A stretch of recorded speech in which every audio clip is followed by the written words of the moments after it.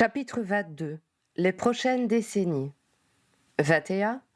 31 décembre 2008. Une affaire pour vous. Laura dit qu'à Fawcett un matin en tendant à Harry un ordre de mission et un rapport avant de continuer sa distribution. Harry ne put s'empêcher de grimacer en prenant connaissance du compte-rendu. « Qu'est-ce que c'est » demanda Owen. « Le manoir Goyle a brûlé cette nuit. » Harry n'avait pas revu Gregory Goyle depuis qu'il l'avait sauvé avec Malfoy du feu démon allumé par Vincent Crabbe. L'idée de retomber sur lui n'était pas très plaisante. « Criminel » l'incendie, s'enquit son coéquipier. « C'est possible, qu'est-ce que tu en penses ?»« Ce nom évoque les mange-morts », jugea froidement Owen. « Mais tout le monde sait que Goyle père a été condamné à Azkaban à perpétuité », objecta Harry. « Cela ne peut pas être la raison d'une attaque, vu que seuls sa femme et son fils étaient dans la maison. » Et tous ceux qui étaient à Poudlard pendant l'année des ténèbres se souviennent que Goyle Junior a lancé des Doloris chaque fois que les carreaux avaient besoin qu'on exécute leurs basses œuvres, rappela Owen. Malheureusement, le Magène Magot a pris en compte que c'était sur l'ordre des profs, et il a pu sortir d'Azkaban, précisa-t-il d'une voix qui montrait qu'il n'approuvait pas la mansuétude dont avaient bénéficié les élèves qui avaient collaboré avec les envoyés de Voldemort. « Ça fait 10 ans, » le raisonna Harry. « Tu penses vraiment que quelqu'un aurait attendu aussi longtemps ?»« Je ne connais pas Mrs. Goyle, mais Grégory n'est ni très gentil ni très malin, » établit Owen. « Il est du genre à offenser mortellement quelqu'un sans même s'en apercevoir. Ont-ils été blessés ? Mrs. Goyle a été méchamment intoxiquée, mais ses jours ne sont pas en danger. » Lut Harry sur le parchemin que lui avait confié son chef. Grégory a subi une désarticulation assez grave après avoir transplané en catastrophe. Qui a fait les premières constatations ? La police magique. C'est eux que Sad Mangouste a appelé. Mais comme il y a 2 blessés qui auraient pu y passer, ils estiment qu'il y a suspicion de tentative de meurtre, et que ce n'est pas leur juridiction. Du coup, ils nous ont refilé le bébé, soupira Owen. Bon, je suppose qu'on doit commencer par cette mangouste.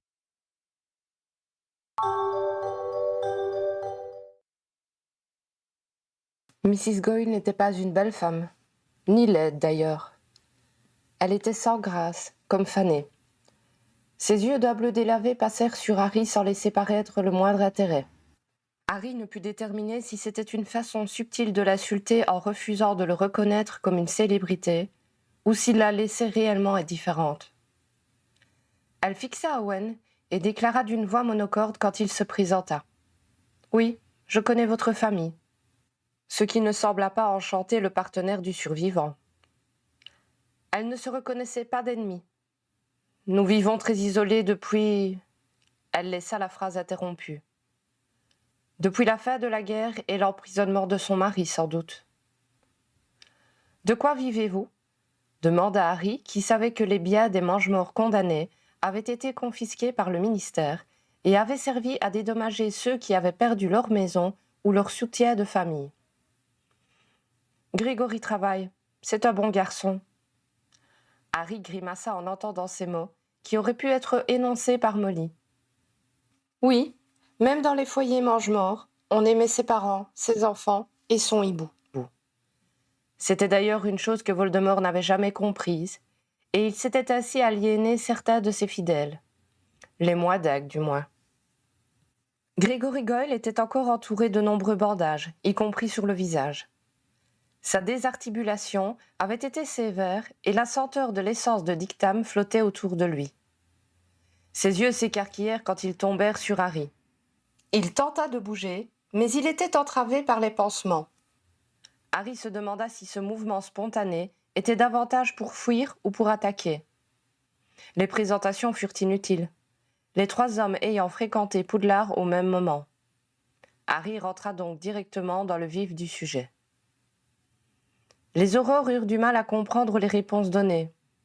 Pour commencer, l'accidenté ne paraissait pas plus alerte qu'autrefois. Ensuite, les bandelettes qui passaient sous son menton n'aidaient pas son élocution. Il ne rajouta pas grand-chose à ce qu'avait déjà révélé Mrs. Goyle. Il dormait lorsque le feu avait pris et n'avait rien vu qui aurait pu les mettre sur la piste des raisons de l'incendie. Quand la fumée l'avait réveillé, il s'était précipité dans la chambre de sa mère et, constatant qu'il n'arrivait pas à la ranimer, avait tenté de transplaner à 7 mangoustes. Dans sa hâte, il avait failli perdre une oreille, son menton et un pied. Heureusement pour lui, l'hôpital avait l'habitude de ce genre d'accident et avait réussi à le reconstituer. Harry songea un peu méchamment que si son ancien condisciple avait égaré un bout de cervelle en route, cela ne se serait pas trop vu. Grégory Goyle gagnait sa vie comme magasinier pour une société qui approvisionnait en parchemin et papier des entreprises de presse ou des magasins qui les vendaient aux particuliers. Son travail consistait à réceptionner les cartons de fourniture et préparer ce qui devait être remis au livreur qui en assurait le transport. C'était sans doute une tâche ingrate, demandant davantage d'endurance magique pour soulever les lourds paquets que de finesse et d'initiative. Comme sa mère, il affirma ne pas avoir d'ennemis. « Tu en as démoli pas mal à Poudlard », lui rappela Owen, qui ne semblait pas avoir oublié sa rancune en disant « Tu ne crois pas qu'ils ont des raisons de t'en vouloir ?»« J'obéissais au professeur, » répondit Goyle d'un ton bougon. « Aurais-tu croisé par hasard une de tes anciennes victimes dernièrement ?» s'enquit Harry. « Je travaille et je rentre chez moi pour que maman ne reste pas trop longtemps toute seule, » articula laborieusement leur témoin. « Tu ne fréquentes personne ?» s'étonna Harry. « Pas d'amis, pas de petite copine ?» Goyle secoua la tête. « Mon seul copain, c'était Vincent. » Pour la première fois depuis le début de l'entretien, il fixa Harry dans les yeux. Leurs regards restèrent un moment accrochés l'un à l'autre, unis par leur souvenir commun d'une pièce emplie par les chimères brûlantes. Goyle fut le premier à se détourner, et Harry aspira profondément pour chasser ce souvenir désagréable. Owen posa encore quelques questions, puis ils laissèrent leur témoin, jugeant qu'ils n'en tireraient pas davantage. « Avec un peu de chance, cette famille s'éteindra définitivement avec lui, » lança Owen alors qu'il traversait le hall de 7 mangoustes pour reprendre la cheminée. « Tu le détestes à ce point ?» s'intéressa Harry. « Ceux qui en veulent au sang pur nous assimilent à ce genre de brutes, » expliqua Owen d'une voix sèche. « Ça ne nous facilite pas la vie. »« Tu crois que certains aimeraient faire disparaître ceux qui leur donnent mauvaise presse ?» demanda Harry qui n'avait pas encore envisagé cette piste. « Je ne pense pas que ce soit à ce point, » le détrompa Owen. « C'est juste que certaines familles ne font pas partie des alliances que nous recherchons. » « Si je comprends bien, tu n'apprécierais pas qu'il tourne autour de ta sœur, » le taquina Harry. « C'est ça. Mais s'il l'avait fait, je n'aurais pas foutu le feu à sa maison en mettant sa mère en danger. Je lui aurais plutôt lancé un sortilège de rétrécissement au niveau de l'entrejambe. » « Ce qui aurait réglé le problème de la reproduction, » approuva Harry. « Bien, si on allait voir son patron. » Visiblement, Goyle avait réussi à satisfaire son employeur. « Il est ponctuel et fait ce qu'on lui dit de faire, sans embrouille.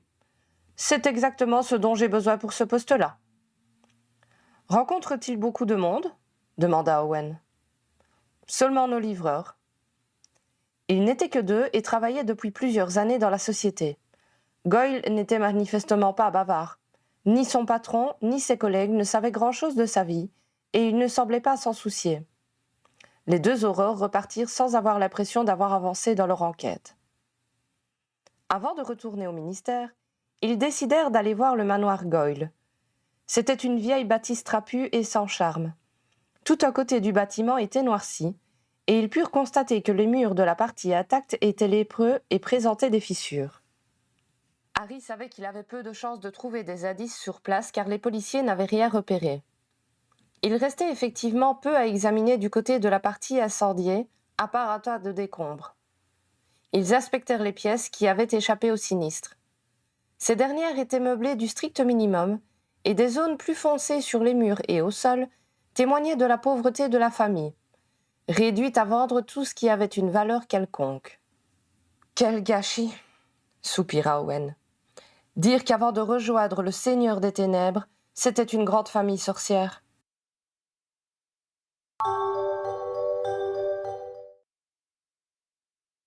2 jours plus tard, on était mercredi, jour de sortie d'Alternative Magique. Une semaine après son adversaire, c'était au tour de Kingsley d'être interrogé par Lee Jordan. Le journaliste se fit l'écho des arguments de ses détracteurs, ce qui permit au ministre de leur répondre par article interposé. Kingsley put ainsi assurer qu'il était attentif à ce que les sorciers ne perdent pas leur âme en acceptant la modernité. Il précisa que toutes les nouveautés introduites avaient été produites dans le monde magique sous la surveillance des guildes. Je vous rappelle, spécifia-t-il, que ces guildes constituent un pouvoir indépendant du ministère. Leurs membres, en élisant les maîtres, expriment leur position par rapport aux décisions prises par les conseils de guildes les années précédentes. La reconduite d'Alvis Fleury, dont la guilde des imprimeurs a été à la pointe de l'évolution, montre bien que les sorciers font corps avec les innovations proposées dans ce domaine. Qu'on ne me parle pas de démarches unilatérales émanant du ministère. Lee aborda ensuite la réforme du système judiciaire en reprenant les accusations de laxisme envers les criminels que soutenait l'opposition.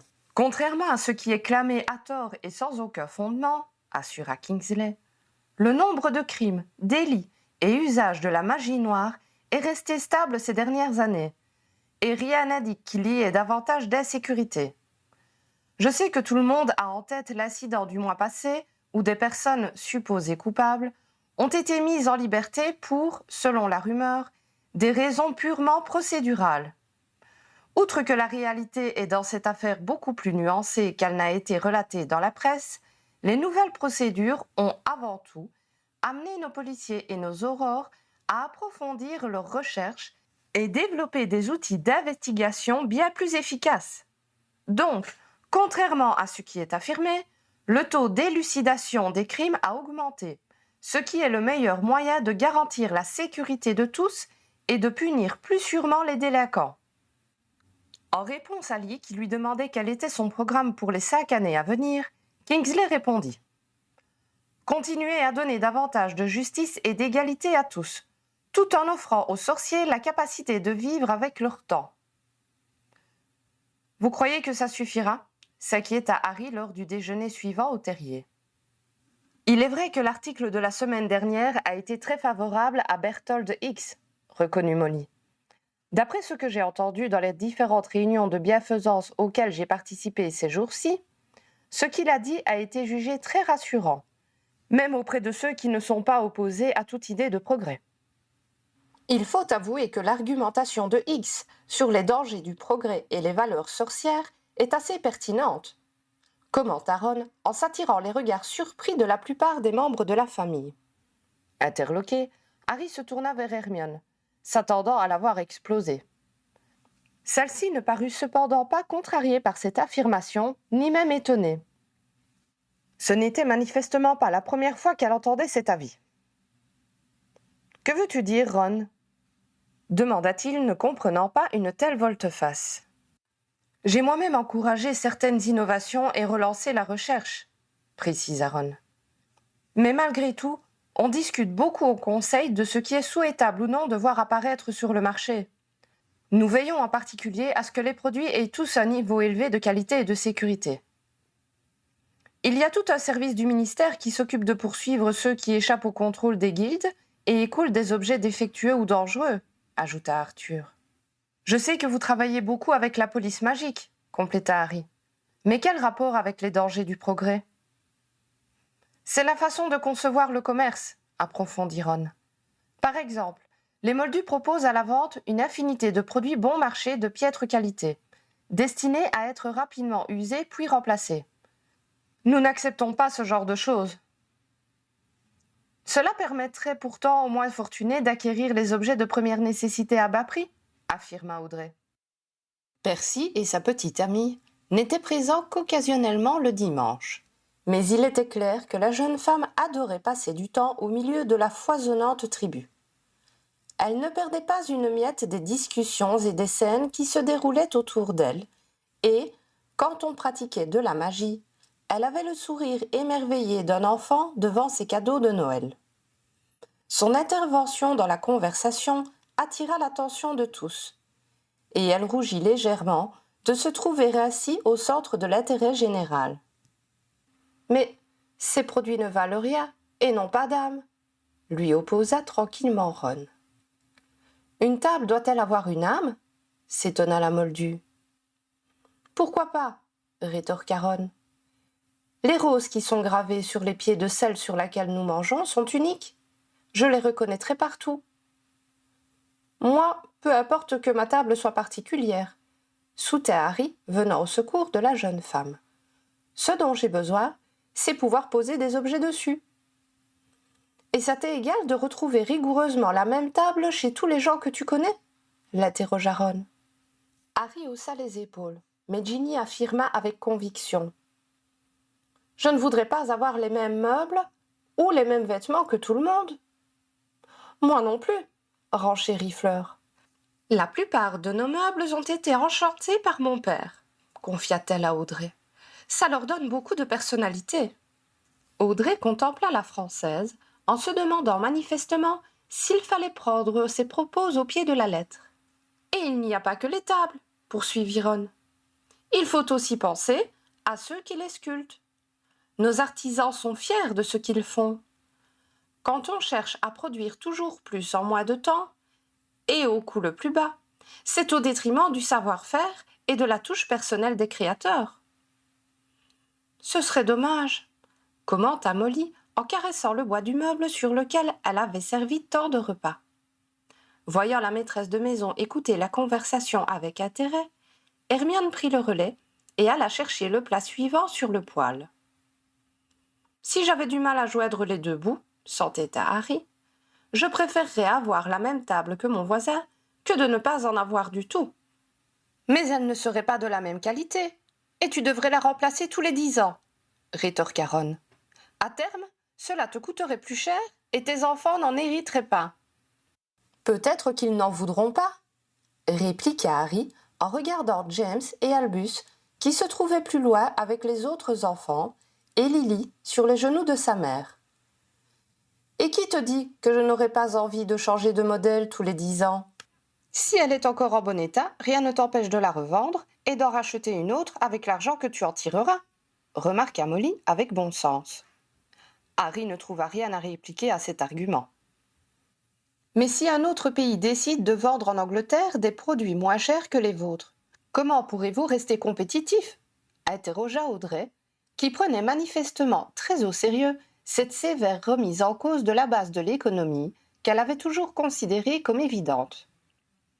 Eh bien, répondit Ron, le principal travail du département de la coopération magique internationale est de faire en sorte que cela n'arrive pas. Hein, Percy? Ce dernier, qui semblait boire les propos de sa petite amie depuis le début de la conversation, sursauta brutalement.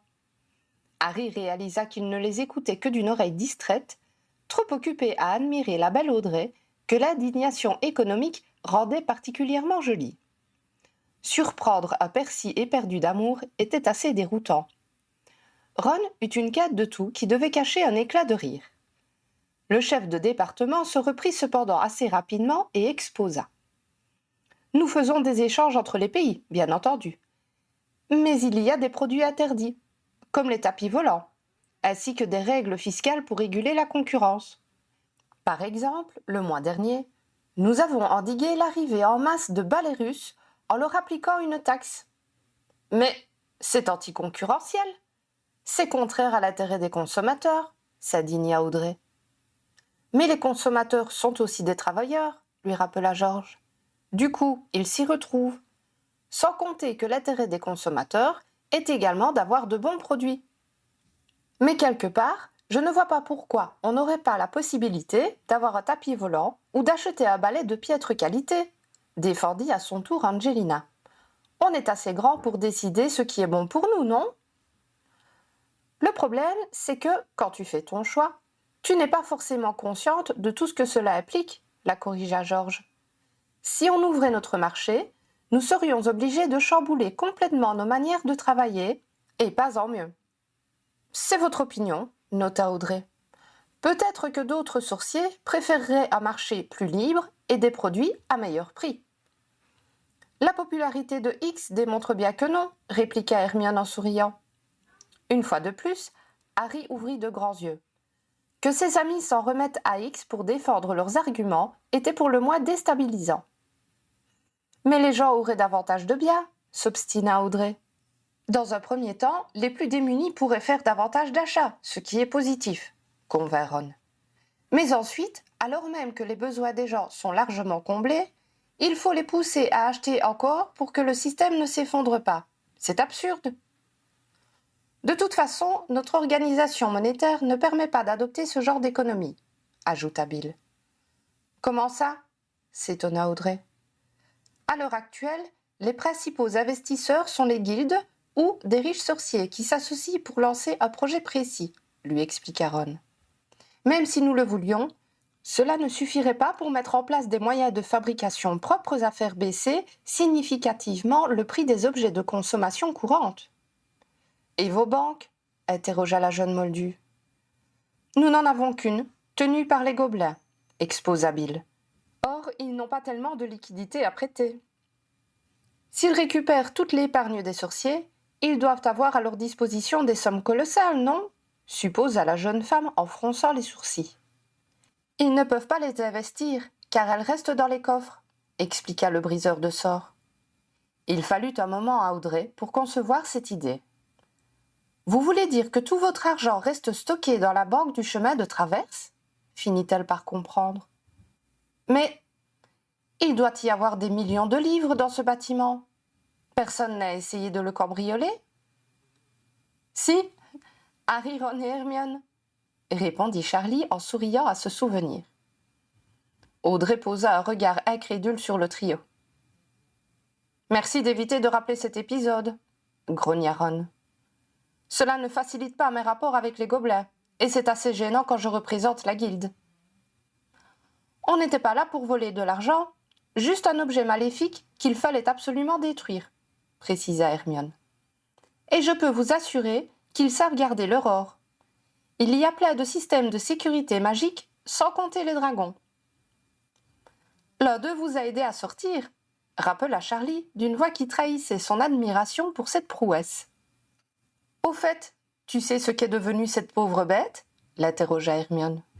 Elle a un peu semé la panique dans le coin où vous l'avez abandonnée, et comme le ministère avait d'autres flaireurs à fouetter à l'époque, il a demandé aux Roumains de venir nous donner un coup de main pour embarquer l'animal et jeter quelques sorts d'oubliettes. Votre complice est maintenant soigné dans la réserve où j'ai travaillé autrefois. C'était notre complice? Feignit de s'étonner Hermione. C'est dommage que personne ne l'ait prévenue. J'ai bien cru qu'elle allait nous retirer. Il faut dire que nous n'avons pas pris le temps de lui expliquer la situation, plaisanta Ron. Les choses se sont un peu bousculées, renchérit Harry. Mais bon, on ne peut pas lui reprocher d'avoir fait son boulot. Enfin, tout ça pour vous dire que notre argent est en sécurité, conclut Bill. Cela rappela à Audrey leur sujet de conversation initial. Je vois. Je n'avais pas réalisé que votre économie était aussi... primitive, proposa Ron en souriant. Eh bien, oui, un peu, admit Audrey avec un sourire d'excuse. Et nous avons bien l'intention de le rester, assura Ron, qui ne semblait pas vexé par l'adjectif, bien au contraire. Je veux qu'on aille de l'avant, mais pas au prix d'un système qui se préoccupe avant tout de créer de l'argent, au détriment des biens ou du travail pour tous. Mon ambition est d'offrir des améliorations aux sorciers et de limiter les tâches difficiles ou pénibles. Mais je ne dois pas oublier que mon devoir fondamental est de préserver les artisans, pas de travailler à leur élimination. Higgs n'a pas tort quand il évoque les mendiants et les pauvres de chez vous. Votre méthode laisse trop de gens sur le carreau. Avant la révolution industrielle, il y avait encore davantage de pauvreté, défendit Audrey avec fougue. Nous ne sommes pas dans cette situation, lui assura Ron. Quand j'étais jeune, ma famille était considérée comme pauvre. Mais nous avons toujours eu un toit sur la tête et de quoi nous remplir le ventre. Il jeta un regard à ses parents qui hochèrent la tête avec approbation. Rien à voir avec la misère noire que l'on peut lire dans Dickens, confirma Hermione. Je pense que la magie, en permettant de suppléer aux besoins les plus urgents, permet aux sorciers de maintenir un niveau de vie acceptable pour tous, avec très peu d'argent en circulation. Il n'y a que la nourriture qui ne puisse être obtenue magiquement. Pour le reste, on peut toujours se bricoler un abri ou rendre des hardes présentables.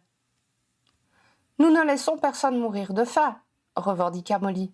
Nous nous connaissons tous plus ou moins de vue, et plusieurs cercles de bienfaisance s'efforcent de faire parvenir aux plus démunis de quoi manger et s'habiller. À vous entendre, c'est nous qui devrions nous inspirer de vous, fit Audrey d'un ton peu convaincu. On ne gère pas quelques dizaines de milliers de personnes comme une population de 60 millions, remarqua diplomatiquement Ron. Nos rapports économiques avec les gouvernements sorciers étrangers sont aussi plus simples à gérer.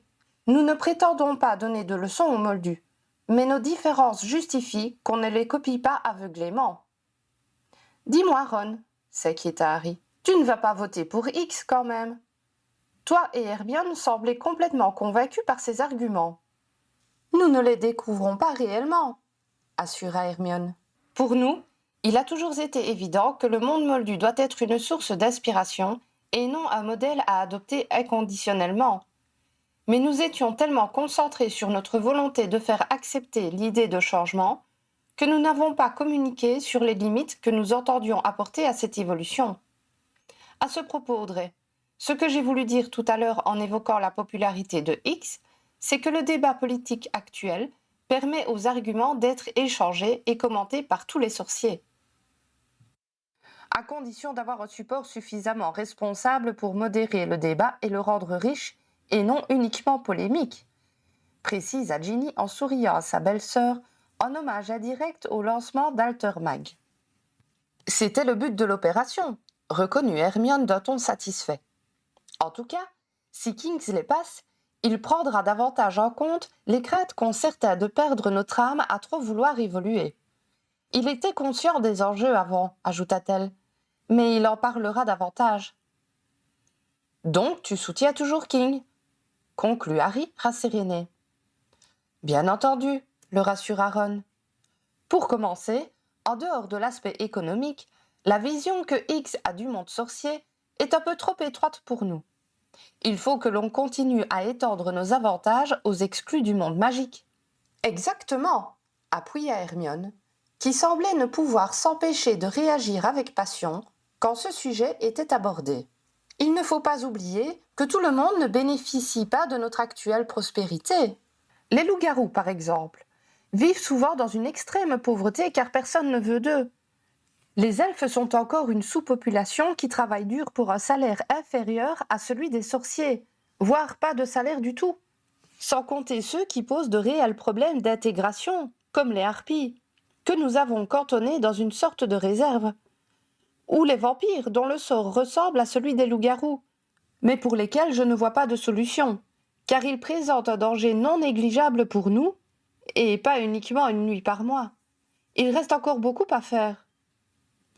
Au moins, ma chérie, tu ne t'ennuieras pas durant les prochaines décennies, la taquina Ron.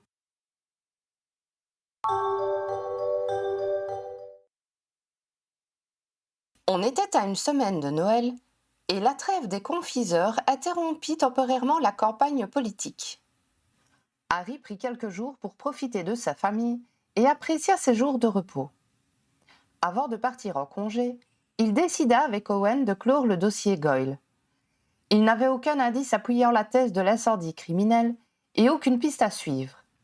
Grégory et sa mère sortirent de l'hôpital la veille de Noël et indiquèrent pouvoir loger chez des lointains cousins qui avaient accepté de les héberger quelque temps. Le lendemain de Noël, une triste nouvelle parvint au terrier. La tante Muriel était décédée d'une crise cardiaque. Des voisins l'avaient retrouvée dans sa cuisine et avaient alerté la famille. « Nous aurions dû l'inviter pour fêter Noël avec nous, » sanglota Molly. « Elle aurait refusé comme les autres fois, » lui opposa Arthur. « Elle ne sortait plus le soir depuis des années. »« Et puis elle aurait gâché le réveillon, » ajouta irrévérencieusement Ginny. « Ginny !» s'indigna sa mère. « Tu sais bien que c'est vrai. Je suis désolée pour elle, mais on ne va pas réécrire l'histoire pour autant. Elle adorait nous casser les pieds, c'est un fait. Elle est de notre sang. Nous lui devons un minimum de respect maintenant qu'elle n'est plus, » répliqua sévèrement son père. Ils l'enterrèrent le 30 décembre avec gravité. Elle n'avait rien fait pour se faire aimer, mais ils avaient suffisamment le sens de la famille pour être peinés par sa disparition. Sachant qu'elle adorait le décorum, ils ne lésinèrent ni sur les fleurs, ni sur la pompe de la cérémonie. D'une voix mouillée, Molly rappela qu'elle les avait accueillis pendant la guerre et leur avait ainsi permis de ne pas être arrêtés par le gouvernement des ténèbres. Le lendemain, la tribu Weasley se réunit pour le réveillon du Nouvel An. Alors qu'ils attendaient le moment où l'année en cours allait céder la place à la nouvelle, Charlie leur annonça que, dès le 2 janvier, il travaillerait dans une réserve de dragons qui se trouvait en Chine. Ses frères, sœurs, beaux-frères, belles-sœurs et pères se réjouirent pour lui, car ils savaient que Charlie désirait depuis plusieurs années se rendre dans un milieu plus exotique que la glaciale réserve des Hébrides, tout au nord de l'Angleterre. Quand l'excitation fut retombée, le dragonnier alla s'asseoir à côté de sa mère, qui était restée figée sur son siège. « Maman, je ne serai pas si loin. Je te promets de revenir souvent vous voir. »« Ce n'était pas bien où tu étais ? » ?»« Tu sais bien que ce n'était pas ce dont j'avais envie. Tu crois vraiment que le nombre de miles qui vont nous séparer va me faire oublier ma famille ? » ?»« Oh, Charlie, c'est si loin !» Son fils l'embrassa et fouilla dans la poche de sa robe. « Regarde !»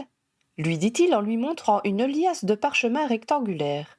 « Qu'est-ce que... » ?»« Oh, mon Charlie !» Le dragonnier avait réservé 12 allers-retours en porte-au-loin long courrier, échelonnés tout au long de l'année. Il promettait ainsi de partager un repas dominical au moins une fois par mois avec sa famille. « Et ça, c'est pour vous !» compléta-t-il en donnant une des feuilles à sa mère. « En mars prochain, c'est papa et toi qui viendrez me voir. » Molly versa quelques larmes d'émotion. Une fois qu'elle fut calmée, Percy, la main dans celle d'Audrey, entreprit d'égayer cette fin de soirée. « Nous avons décidé de nous marier, » annonça-t-il d'une voix qui ne dissimulait pas sa satisfaction.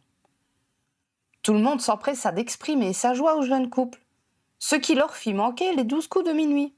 « Pour la cérémonie, nous avons un magnifique diadème qui nous vient de notre tante Muriel et qui vous ira comme un gant, » affirma Molly à sa future belle-fille. Un large sourire aux lèvres, Harry félicita les fiancés. Sans pour autant devenir aussi extraverti que ses frères, le troisième rejeton de la famille avait peu à peu perdu cet air compassé qui érigeait une barrière entre lui et les autres depuis que la jeune femme était entrée dans sa vie. Par son influence positive sur Percy, Audrey avait gagné la reconnaissance de tous les Weasley et bénéficiait de toute l'affection que la tribu n'osait pas manifester ouvertement aux plus réservés de ses membres. Harry ne doutait pas que, bien que démunie de pouvoirs magiques, elle saurait trouver sa place dans l'assemblée bruyante et enthousiaste qui se pressait autour d'elle.